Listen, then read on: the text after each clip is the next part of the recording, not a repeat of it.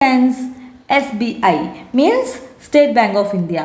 No, it's totally surprise Bank of India.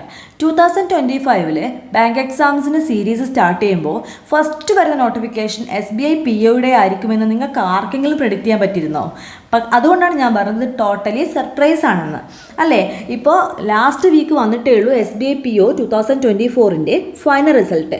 അതിൻ്റെ എന്താ പറയുക പ്രോസസ്സുകൾ, ബാക്കി റിസൾട്ട് വന്നിട്ടുള്ള ബാക്കി പ്രോസസ്സുകൾ നടന്നുകൊണ്ടിരിക്കുമ്പോൾ തന്നെയാണ് പുതിയൊരു നോട്ടിഫിക്കേഷനായിട്ട് SBI വന്നേക്കുന്നത്. സോ ടോട്ടലി സർപ്രൈസ്ഡ് ആയിരിക്കുകയാണ് നമ്മളെല്ലാവരും. സോ ഓൾറെഡി പ്രീവിയസ് ഇയറിൻ്റെ ഏകദേശം സെയിം വേക്കൻസീസ് തന്നെയാണ് വന്നേക്കുന്നത്. സോ നമ്മളെല്ലാവരും എന്താണ് IBPS POയുടെ എക്സാമിനും അതിൻ്റെ നോട്ടിഫിക്കേഷനും വേണ്ടി വെയിറ്റ് ചെയ്തിരിക്കുമായിരിക്കും.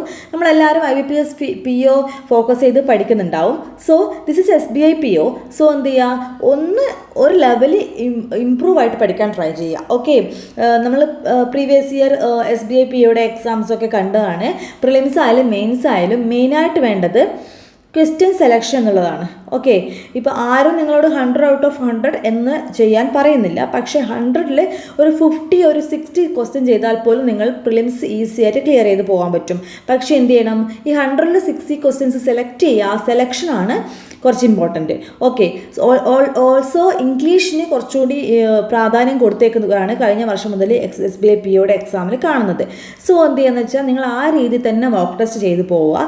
സോ SBI POനും IBPS POനും ഒക്കെ സിലബസും കാര്യങ്ങളൊക്കെ സെയിം ആണ്.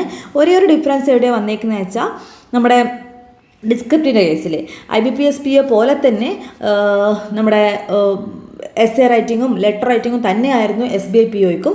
പക്ഷേ 2024 എക്സാം മുതൽ നമ്മുടെ descriptive in case of SBI PO change ആയിട്ടുണ്ട്.